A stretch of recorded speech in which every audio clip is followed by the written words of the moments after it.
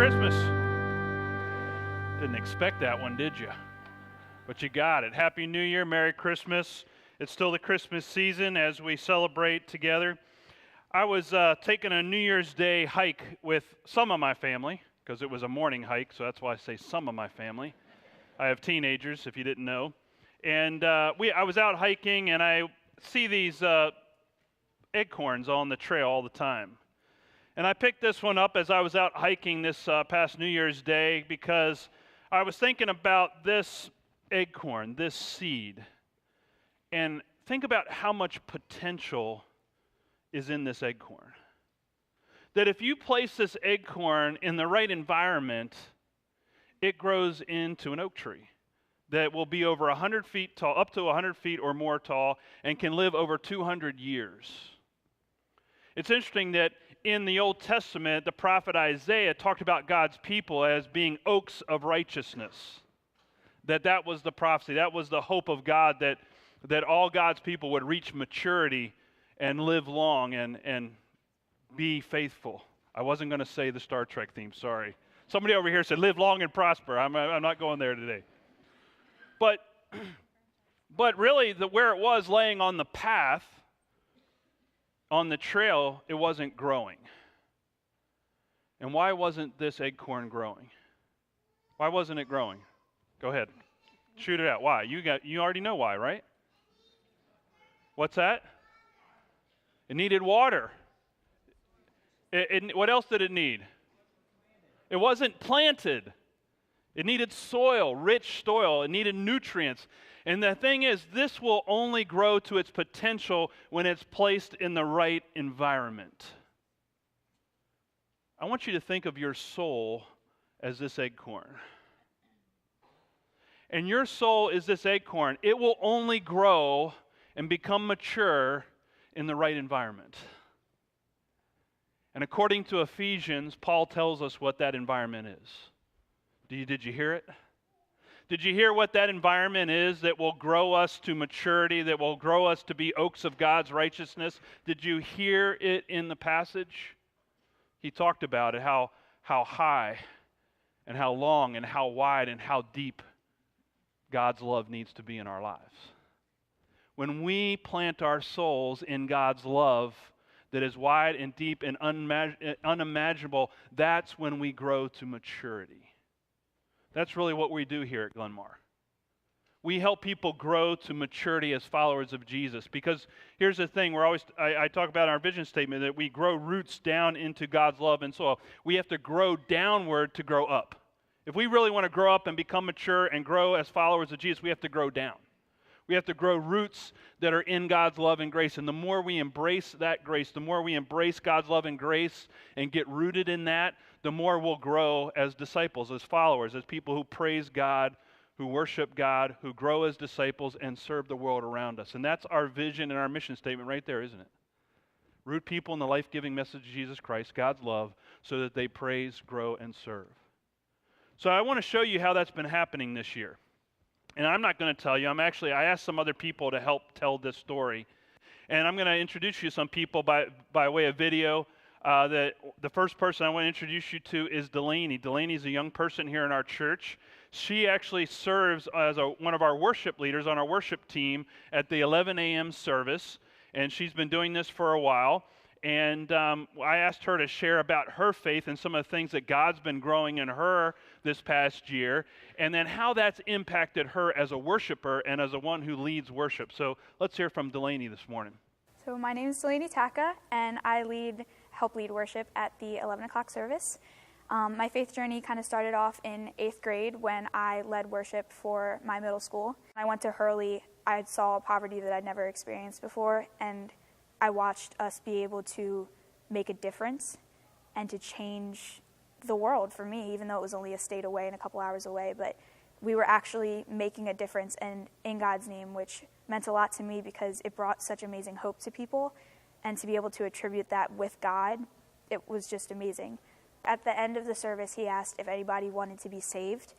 And I felt like God was asking me, are you ready for me to kind of be the boss? And I finally felt the courage to say yes. So I went up with a couple of my friends, and it was really emotional, powerful experience. And that's probably when the turning point happened, because I did kind of say, all right, God, you can be the ruler of my life now. I'm ready for that. After Hurley, I was stronger than I ever was in 8th grade in my faith. I went back to God, and I'm closer with him than I ever have been. And when I went back to my school, I found myself able to find myself comfortable in those places where before I was hesitant and drew back from God. I found myself stronger in sticking up for myself and my beliefs. And I joined the worship team at my new school, and now I'm singing songs from Glenmar at our worship service. Probably the most impactful thing that happened over Hurley was when we sang at Blackie Baptist Church. Before then, I had a great experience, and I'd met a lot of people, but God hadn't really come in yet for me. And when I was in that congregation, I got up to sing with Al, and I sang in front of everyone. And when I'm singing at the 11 o'clock, I look out for my family. And I realized when I was in Hurley that I looked out, and I wasn't looking for my family anymore. I was looking for my friends and all the youth that I had made on the trip. And I realized that my friends had become my family. So when I came back to Glenmar, it was amazing because I don't look only for my parents anymore, because I have a much bigger family here now. And that's impacted the way I worship a lot. All right. Do you see that? You see how that works? As she was responding to God's grace in her life, she began to grow more mature. She had a growth spurt in her life as a worship leader and as one who worships here. And so she had this growth spurt because of God's grace and love. She grew down. As she grew down, she grew up. The other person I want to introduce you to is someone who comes to this service most of the time. He's not with us this weekend. His name's Seth Churchill. Seth did not grow up going to church. He did not grow up in a religious background or religious home, and he was dragged here by his wife. Anybody here ever been dragged to church? You don't have to raise your hand, by the way, right now. But you're coming because somebody else was coming, and they just kept asking you to come. So he came with his family, started coming here a few years ago, and I want him to share. I asked him just to share about his response to God's grace and how he's grown over the past few years that he's been here at Glenmar. I've been coming to Glenmar for 6 years now, started around the holidays in 2009. The biggest reason we came is my wife grew up with a strong background in the church. It was a wonderful experience for her, and we have 2 girls, and she wanted to have that experience for our girls. I didn't have much of a faith life, certainly nothing organized. I believed in God and mostly believed in the things I'd heard about Christianity. I'd had very little exposure to church, though. I had friends who were Catholic growing up, and I suppose I held a lot of the negative stereotypes we see in some of the videos when we ask non-churched people about churched people. So I believed in God, but didn't have any kind of an organized faith life at all. We were asked to join a couple small group by some friends of ours in church, and my faith started to grow more then, but it really took off when I joined a men's small group. And a lot of what I'd been reading and wasn't so sure about, it struck a chord and started to become core beliefs, not just allegory and good examples, but it really just started to become a part of me. I think it was just a year ago at Christmas when you had the video of the police officers giving away money to the people that they saw that were the neediest. I don't remember exactly what was going on in my life, but that was one of those markers. I basically broke down after the service that day, and I still don't fully understand why, except I was feeling changed and joyful about the life that's in front of me. Finally, starting to understand what grace really is, being able to find some for myself has made me able to find it for so many other people, for my children, for people I meet on the street, for people in traffic. That's a big one. When you're alone in your car and you think nobody's watching, you think it doesn't matter, you're just blowing off steam. But it's really, an understanding of grace has really led me to grow and understand that it does matter when I'm by myself. And experiencing grace allows me to give it more often. And I've always been leery of people I don't know. And just the simple fact of being told that we're supposed to be here for other people has pointed me in the right direction and has me wanting to grow to serve them more. I've always thought that I'm the one who's broken and I need the help, but God's love has made me realize that I do have things to offer. If you'd told me at the outset how much work I would have put into it at this point, I might never have come, because at the time it looked like work. But now I can't imagine without it. And when I think of the things that I'm going to do and the books that I'm going to read and the growth that I'm going to experience in my relationship with Jesus Christ and with God, I can't wait. He expressed one of the great misconceptions of the church, that it looks like a lot of work. But what he realized, he thought it was a lot of work, but as he came here and he came to Glenmar, as he experienced God's love and grace among us, he grew. That acorn that was in him began to grow in response to God's love and grace at work in his life. That's what we do here at Glenmar. We want to immerse people in a place where they know God's love, because we know that when that happens, they grow up in their faith and they grow up to become disciples. There's one other person I want you to hear from this morning. His name's John Stapleton. John comes to this service, and John's been around Glenmar for a long time, and he this past year started a ministry in Baltimore that he's just passionate about. What I love about John is that he's passionate about making a difference in other people's lives. That's what mature disciples do. And we've had a partnership, as you know, with Ames Memorial United Methodist Church in Baltimore well before last year. This has been an ongoing partnership for several years now. And so, but this past year, it hasn't been just about the riots. It's been about the violence in Baltimore and wanting to make a difference about the violence in Baltimore and what's happening. So John started a ministry. I'm going to let him tell you about it. Let's hear from John. I'm coordinating the college prep ministry at Ames Memorial United Methodist Church in Baltimore City. It's a joint ministry between Glenmar and Ames. And what we're doing is working with the young people up in Baltimore City to help bring some of the built-in mentoring and networking advantage that the kids in suburbia have to our young people up in Baltimore City.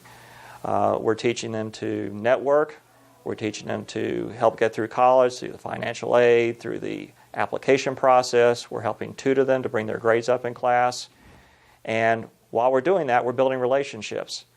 And there's a picture of our group up at Towson University for a school tour, for a football game hosted by Heather Veal, Taylor Burfine, a couple of young people who grew up here at Glenmar. I was up at Ames for a luncheon, and I met a young woman who said that she was concerned about the violence. Too many of the young kids, their parents were getting shot and killed, and she had adopted a young lady just for that reason. This young lady's mother had been killed, and she took the step of adopting her.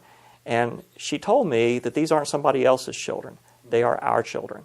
And I thought to myself, okay, well, what does that really mean? What is that saying to me? And when you start realizing that the suburban kids have different advantages and a different way of growing up than the Baltimore City kids, you start to think, well, what could we do to maybe make a change in that, to maybe bring some of the advantages that the kids in the suburbs have to the kids up in Baltimore City? So my son Tim's talked to me, and he said, Dad, when I was growing up, I didn't really have to worry about staying alive. I worried mostly about where I'd be going to school and where I'd be going to work afterwards.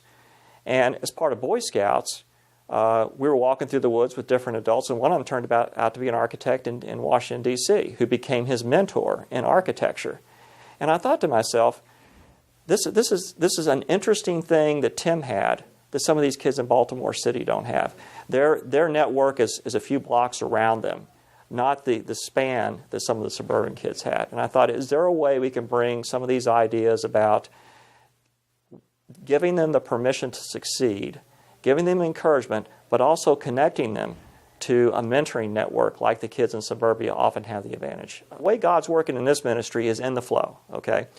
We're not doing some kind of structured situation that some of them might feel uncomfortable with. We're waiting for the moments that come up where we can share. Each volunteer can share something very personal about that moment related to his or her faith journey, and then the young people can respond and have a chance to engage. And so God is working through the normal flow, and as a result of these kids gaining confidence, seeing that we have their backs, seeing that we're looking at the world through their point of view, rather than trying to impose some different point of view on them, we're in the tunnel with them. then that gives God a chance to come through in these moments. And so we're bringing God to these young people in a way that's meaningful to them. So we have some volunteers at this program who are coming from all different walks. Some of them are teachers, some of them are academic advisors at the high school and college level. We've got engineers and scientists showing up. We've got all kinds of different backgrounds. And the main thing is, what would you do as a mom or dad, or as a peer, an older teenager, an older somebody in their 20s, what would you do if one of these kids belonged to you? It's just that simple. And all of a sudden the talents start coming out. People realize they've got gifts to offer these kids that they may not have thought about. And these can include things like, well, taking one of the kids to work. One of these young people might benefit from going and seeing what you do at your work. It might be reaching out and touching a colleague. For example, Rob Nicolini asked one of his D.C. lawyer colleagues if she would host one of these young people, and we took her down for half a day. She showed her around and talked with her about what it means to be a lawyer. Gary Sutton has done the same thing with a retired FBI agent he knows who took one of our young people to the Baltimore City Courthouse and got to see a court case going on. He's going to host another person down at the Department of Treasury where he works later on in January.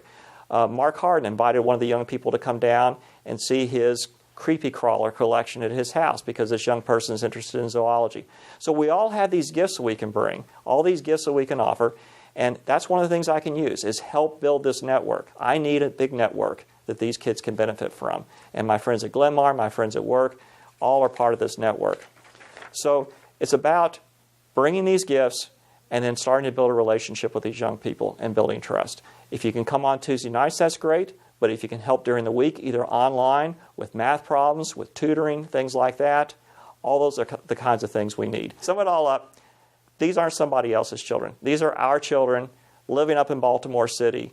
We've got lots of things to offer them, lots of things to bring them, and I'm asking, how can you help? How can you participate and help one of these young people see all that God meant that person to be? Amen. If you want to learn more, John's in the back row. Talk to him after the service if you want to learn more about helping out with that partnership. But what I see there is what happens when an oak tree reaches maturity. What does it do? What does it produce? More acorns, right? And that's what a mature disciple does. A mature disciple wants to impact other lives, wants to change other lives, wants to grow other disciples. That's what mature discipleship looks like. You know, this past year, people ask, you know, where's Glenmar going? What's Glenmar's vision? Well, you just saw it. That's Glenmar's vision right there. Lives impacted, people growing in response to God's love. That's what we want to see more of here at Glenmar. And are we creating here the environment of God's love and grace that people will experience so that they grow in these ways? You know, the best way to know what your church is all about is to go into the streets of Howard County and say, what do you think of Glenmar? In fact, if you want to do that this week and send me a report, go for it. But what are people saying about Glenmar? I know one thing they say, well, that's where Walk to Bethlehem happens, right? If you walk around the streets here, we had over 3,100 people to go through Walk to Bethlehem this year. That's the most we've ever had. Thank God for the weather, right? You can clap for God there. Yeah, go ahead. But what would it look like if we went out in the streets and somebody said, oh, Glenmar, that's the place where they really love people no matter what. They'll love anybody there at that church. Or what if they said about Glenmar, that's the place where my friend started going to church and he's just like become a whole new person, a different person, a better person since he's been going there to that church. Or what if they said about our church, that's the church where they make a difference in our community, in places like Baltimore, in places like Howard County. This past year, our golf tournament raised over $35,000 for Grassroots Crisis Intervention Center here in Howard County. And this past Christmas Eve, as you know, we gave half of our Christmas Eve offering to the refugee crisis here in our world. And half amounted to a total of over $18,000 that is going to that refugee crisis this week. And that's because of your generosity. That's because of your growth. It's because you're not just being a nut. Because if you're not growing as a disciple, that's what you are. You're just a nut. So we've been talking about what does that look like? What does mature discipleship look like? And we've actually come up with over this past year what we're calling the Discipleship Pathway. I think we've got an image of that. I want you to notice it's not really a straight linear path. It's a circular. It's more of a, I can enter this path, I can exit this path, I can enter in any area, start in any area, and move to another area. But we've identified 6 areas of discipleship that we want to help people grow in here at Glenmar. We'll start with Christian relationship and work around, because that's really what I think our world needs. They need to see Christians who are loving other people. And that's Christian relationship. It's not just about our relationship to other Christians, but it's how am I being a Christian in my relationship with people outside of the church? How am I being in my relationship with people in my workplace, in other places? What do they see God's love in me as a follower of Jesus? So we want to help people mature in that area, because we know that's what the world needs.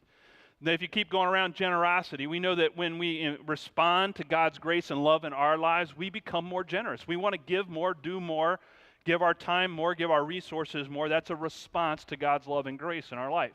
We also want to share our faith more as a result. That's the witness part. So we know that we grow in our witness and our faith sharing as a result of that grace. And then if you move around the circle a little bit more, you'll see service. That's a part of our mission statement. But we also know that when we respond and get rooted in God's love and grace, we want to serve more. We want to make a difference in the world around us. That's a sign of mature discipleship.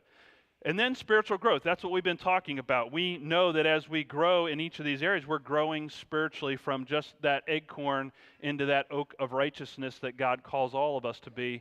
And then obviously worship. We worship. We want to worship God. We want to respond in worship to God because of what God has done for us in Jesus Christ in love and in grace. And the more we know God's love, how high, how wide, how long, how deep God's love is for us, those are all the ways we respond in maturity and respond as followers of Jesus. So we want to help people move onto that path towards maturity. We want to help each of you become more mature in your faith. Here's the thing, I don't expect any one person to go from acorn to a 100-foot tall oak tree in a year. It's always in growth spurts. It's always about the more I put myself in that right environment, the more I grow, and I have these growth spurts. We heard that from Delaney. We heard that from Seth. We heard that from John. John's been a Christian for a long time, but God's still growing him. So we're all growing at different stages, different phases of our faith journey, and we want to help people take those next steps of growth and help that. So we want to help you do that. The other thing is we want to see our church grow too. We want our church to grow. And people say, well, Matt, what's your vision for the church? Not only will it be a place of God's love, but I think we have been growing as a church in worship attendance, small group involvement, service, mission. We've been growing over the past several years, but I've noticed something particularly this past year. We've kind of leveled off. We've plateaued. So I'm starting to think ahead. I'm starting to think, what's the next phase look like for Glenmar? What would it look like for us to grow from 700 people in worship to 850 or 900 people in worship? Not because of the number, but because that means potentially more Seths, more Delaney's, more John's, connecting with God, getting rooted in God's love, and growing as disciples and making a difference in our world and making a difference in other people's lives. That's what it's about, folks. More growth as a church leads to more people following Jesus. That's what I'm seeing. That's what I'm hoping for. And so how can we help people grow in their relationship with God and in the relationship to the world around them? Because I think we've got tremendous potential. Tremendous potential. And so I think we've got to do something that E. Stanley Jones, a Methodist missionary, said this. He says, if we want to share the faith that means so much to us, we would be wise to deepen our understanding of discipleship and strive to close the gap between who we ought to be and who we really are. How many people would like to close that gap? Right? I'd love to close that gap. That's part of maturity, and we have to keep doing some things that will help us close that gap, keep taking some steps in our growth. Now, there are some things, I'm going to talking about next steps, but before I do that, I want to just highlight some things that are going to be happening this year at Glenmar as we look at the year ahead. First of all, we want to help people connect them to the pathway that we just talked about. So one of the things the staff team is going to be doing is we're going to be looking at our connection process here. How do we help people connect and get rooted in God's love here at Glenmar? One of the things I love about Glenmar is our front door is wide open. That means we welcome everybody. We welcome everybody in. We hope that people come in. We're a very welcoming congregation. The front door is wide open. The thing that maybe you're not aware of, but I'm aware of, and some of the leadership is aware of, we also got a back door that's wide open. And a lot of times, so people come to us for different reasons, variety of reasons. They'll be with us for a season or for a few months, but then they just drift away. So we want to say, what's going on there? What's happening there? And how can we help them stay connected to God's love, God's grace, so that they grow and stay connected in their discipleship? So we want to look at that this year.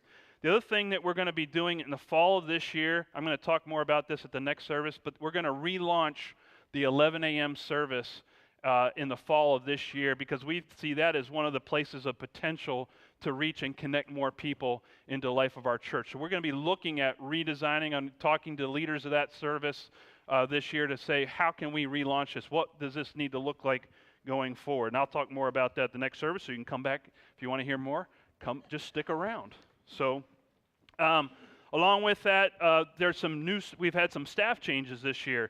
Sophie, Hong, who is our music director, has come on board with us. Wasn't Christmas awesome this year? Christmas Eve music was awesome with the choir. Did a great job. The other thing is our D.C. Veal, who's been our minister of youth and young adults and missions, is now, we created a new position called our mission coordinator position. He'll be now just doing missions for our church and coordinating missions for our church. And we've got a new youth pastor who will be just started yesterday. His name is Sean Danaher. Sean, would you stand up? Sean's right up here in the front. Wanted to introduce him. And he's going to be with us. He's just also recently got engaged. So you can congratulate him again on that. And then we're also looking to hire a worship leader for the 11 a.m. service to help with that relaunch in the fall. So we're going to be doing that at the beginning of this year as looking to hire somebody there. So those are some staff changes that are happening. Also, I would love to see our partnership with Ames Memorial continue to thrive and grow over the next year. Just as we heard about that in the video, I think there's more that we could be doing to help impact the city of Baltimore. I want to see us continue to do that. And then lastly, there are going to be some enhancements to our facility. The first thing you're going to see is that the chapel, we're going to close our chapel for a couple months here this spring before Easter. And we've had a team of folks all from within Glenmar, people we didn't hire this out, we didn't contract this out, this is all volunteers, are going to repaint new chairs. And we actually have some of our own artisans, our own woodworkers here in our church, designing and creating the altar, a cross to go in there, and some other things that will be a part of that chapel to make it a sacred space. That's all funded, off budget. It's all done by lay people in our church that have decided to do this, and we said, go for it. And then the other thing that we're starting to look at that you may have maybe you've forgotten, but if you may have noticed, anybody here new to Glenmar? Like, this is like, I'm not going to point you out. You're not going to have to answer any questions, but just kind of raise your hand if this is like one of your first times here at Glenmar, or if this has been, or you're like just recently come to Glenmar. Yeah, okay. So I'm wondering if you can just nod your head on this one if you're with me. When I first walked into Glenmar, I saw this building on a hill, and I came to Glenmar, and it was a great big facility, and I thought, I'm going to check, I didn't think check it out. I was sent here by a bishop. But you know what I'm talking about. You came and you wanted to check it out, right? And then you came into the building, and did you know where to go when you walked into the building? Did you know where things were? Did you know where to go? Was it obvious? No. I'm saying no. I'm saying maybe no. Okay. So the thing is, that's my response too. When I first walked in, it was very sterile environment. So we're starting to look at ways, how can we make this gathering place more welcoming, more intuitive, to visitors, to guests. So when they walk in, they go, oh, there's the chapel. Oh, there's the Spirit Center. Oh, there's where I take my children for children's ministry. There's where so it's very intuitive. It looks welcoming. Oh, and more importantly, where's the coffee? So they'll know exactly where the coffee is. So those types of things. So we're going to enhance that. I think also in the future, we're going to need to be looking at also making more aesthetic and attractional environments for our youth ministry and for our children's ministry as well as we move into those things down the road, because it's all about helping people grow. So here's what I want to ask you to do. And here's how I want to ask you to think about closing that gap that we talked about. You and I, if we want to close that gap, we got to be willing to take a step in God's direction. So what is your next step? What's the next step for you to take to grow in your faith? Do you need to be rooted more into God's love? Do you need to know more of God's love and how deep it is for you? Or is there some place you need to serve more, worship more, get involved more, grow more? Maybe for you, your next step is, I'm going to attend worship regularly. You know, Gallup did a poll, and Gallup found that the way people still mature in discipleship and become spiritually engaged are in churches, not outside the church. A lot of people think, oh, I can grow in my relationship with God without the church, outside of because they look at it as an institution rather than a growth environment. And because of that, they misconceive what's happening here, and they think, oh, I can do it without other people, I can do it without the church, but that's not true. Gallup polls have showed that the most spiritually mature people are people who go to church, are people who are growing in their relationship with Christ, are those who go to church. And so we want to help people to do that. So what's your next step? Maybe it's regularly attend worship. Maybe you're going to join a small group for the first time this year. Or maybe you're going to lead a small group for the first time this year. Or maybe you're going to make a decision this year to go on a mission trip or to join John in Baltimore. Or maybe this is going to be your year just to simply say, I'll be an usher. I'll set up chairs. I'll be a greeter, something real simple, like an easy first step. I can make coffee. Please, make coffee. No, I'm just kidding. There are ways that you can take steps to grow, because every time you take a step, you stop being a nut. Every time you take a step, you're growing down to grow up. And that's my hope for you guys. That's my hope for our church. That's my hope for each of us, including myself. And if you think you can't do it, well, here's one last quote from Hudson Taylor, who was a missionary to China. He said, all God's giants have been weak men, and I would add women, weak men and women, who did great things for God because they reckoned on His being with them. What did we celebrate last week? Christmas. Emmanuel. We celebrated that God is with us. Amen.